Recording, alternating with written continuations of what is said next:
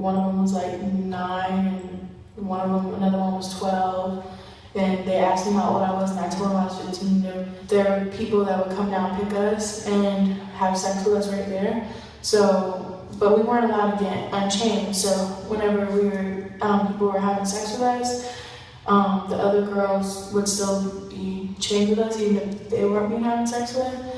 But a lot of the time, like, people would come down and like tie our hands and do stuff like urinate on us or hit us, but they weren't allowed to hit us in our face.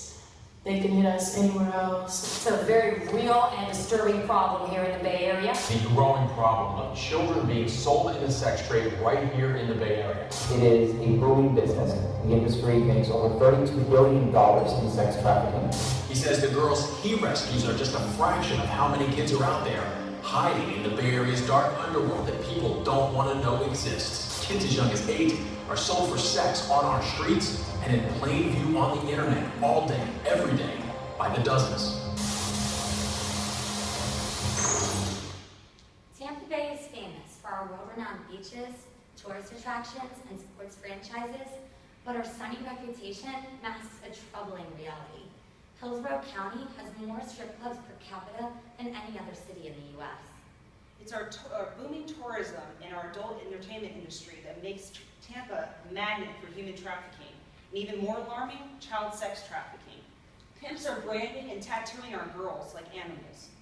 In Florida alone, there's an estimated 30,000 to 40,000 runaways out on the streets each year.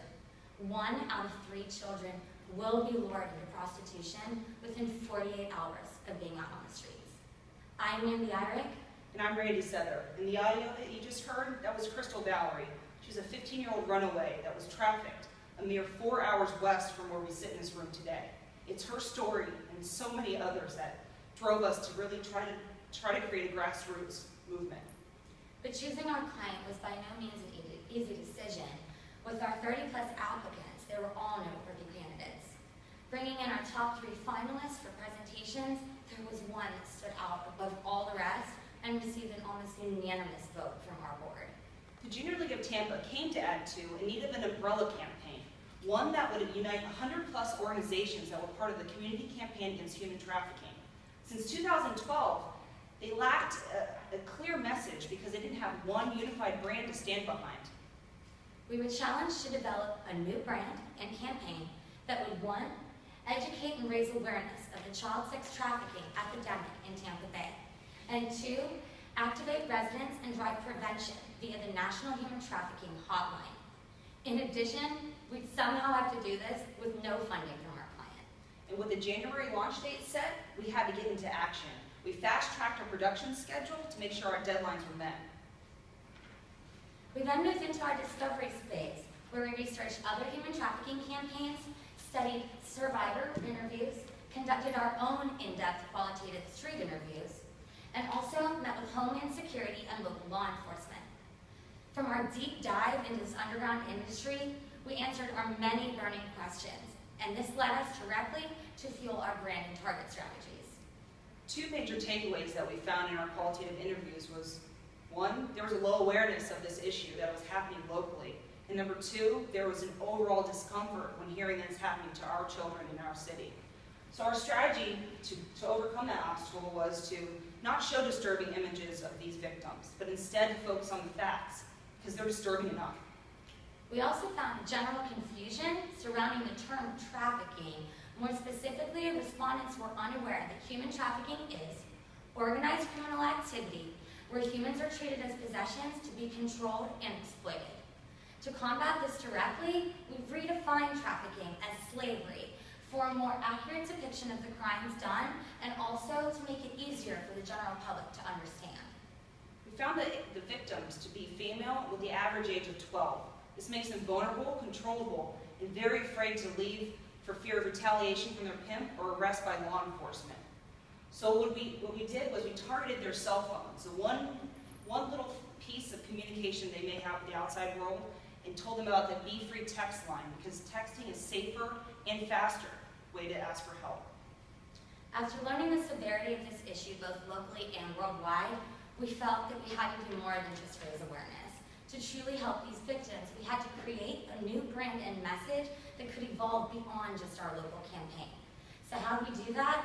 We identified our campaign as a movement to imply that longevity, that significance of change needed, and to imply that instant action. To achieve the level of impact that we desired, we'd have to go beyond just a general awareness target, general population target. We picked law enforcement, legislative officials, community businesses, people that were most influential to help prevent this issue. We also couldn't leave out our victims. These girls need our help, and we'd get a message out to the streets and in their face. With our creative and branding strategies now aligned, the Abolish movement was born. Further copy testing and word association of the word abolish revealed slavery to be most highly correlated. Abolish child sex slavery. That's not only our logo, it's also our primary call to action. There's an X tied into our O to symbolize that zero tolerance and that ending approach. We used an imperial purple for a feminine yet bold flair, and also used graffiti-like fonts and applications to tie this back to where this issue most often presents itself, underground and in the streets. Setting up the brand and campaign strategies was one thing, but ensuring that this would reach the greatest impact at no cost and in the shortest amount of time, that was another challenge. So with no funding in place, we sent out our Abolish Movement Media Kit to target traditional media vendors. We also plan to use social media to support our launch events and guerrilla marketing, execute street team initiatives to encourage business partnerships, and engage residents. Also, we wanted to create buzz to drive our PR coverage. During our pre-launch phase, our first task we needed to do was inform all of our residents about the upcoming launch. There was over 30 launch events planned to coincide with National Human Trafficking Awareness Month in January. In December, we launched an events website, ran print ads promoting the events, distributed teaser cards to let them know this movement was coming, and set up social media accounts to really drive and engage residents and get them out to attend. The Abolish Movement Kickoff Week commenced in downtown Tampa, where we handed out all sorts of collateral for the public. And I totally skipped our website, which is awesome. You should check it out at abolishmovement.com. I'm so excited about this rally. So our keynote speakers included survivor speeches.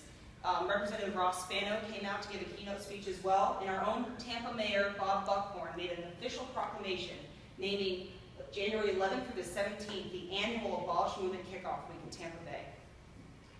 Beyond the rally, our partner organizations under the Abolish brand implemented nearly 30 additional launch events. For example, they did educational workshops and trainings for local law enforcement and mall security guards to really try and push that warning signs.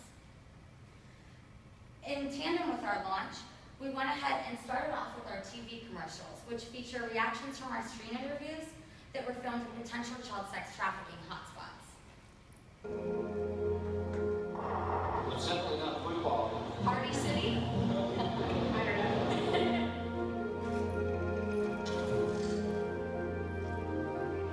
Wow. Oh my God. That's so sad.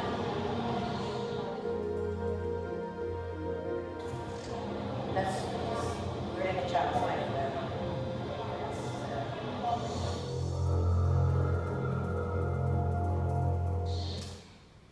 Our two radio spots echoed our TV campaign, once again communicating those hard-to-stomach facts. 3. That's Florida's current ranking for human trafficking in the United States. 12. That's the average age of victims forced to work unspeakable acts. Join the many people working hard to abolish human trafficking in Tampa Bay. Go to abolishmovement.com for more information and to participate in upcoming events. That's abolishmovement.com. Or follow Abolish Movement on Facebook and Twitter. Join the movement. Our 8 digital billboards placed our messaging and most profound facts right in the face of the community where they could no longer ignore the issue.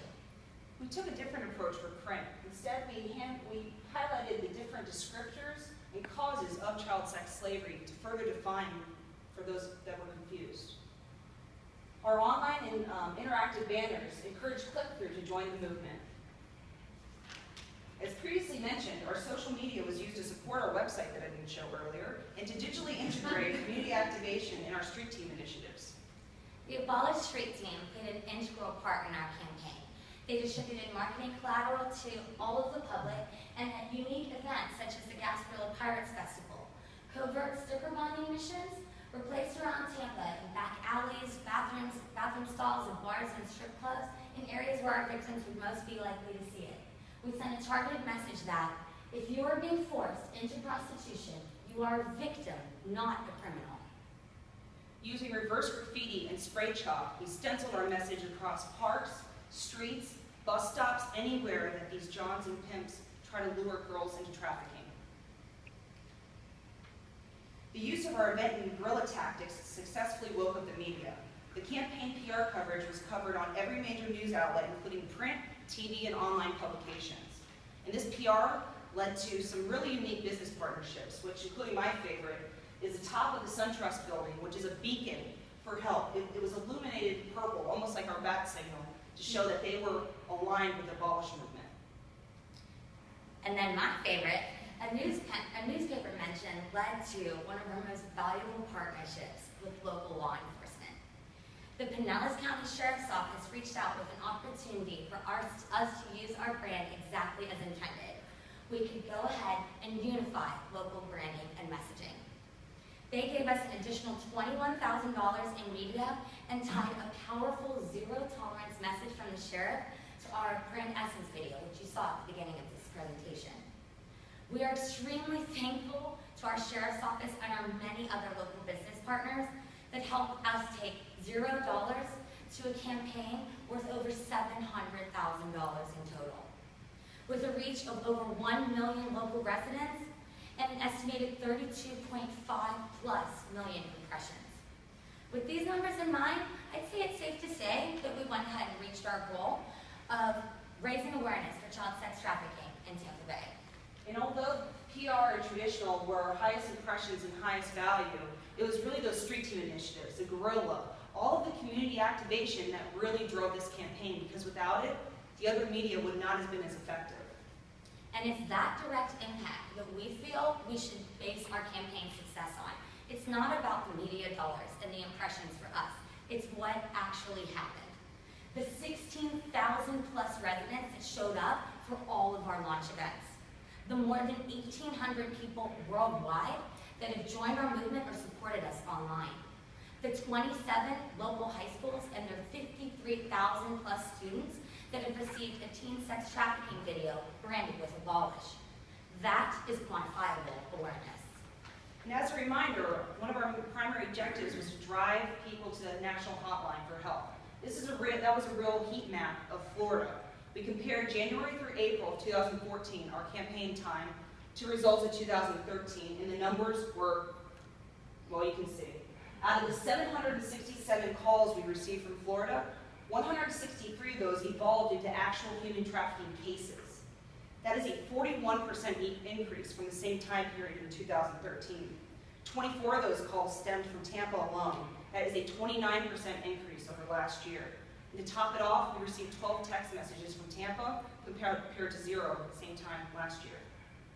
Victims, heroes, family members, people are reaching out at a higher rate. But as we discussed in our discovery phase, these victims need more than just awareness and media exposure. They need movement across legislation. We armed our client with a branding asset packet and a buttoned-up presentation so that they could go ahead and reach out to the most influential Florida political leaders. This has resulted, and we're excited to say, a formal partnership with the Attorney General's office, who's going to adopt our campaign and implement it statewide.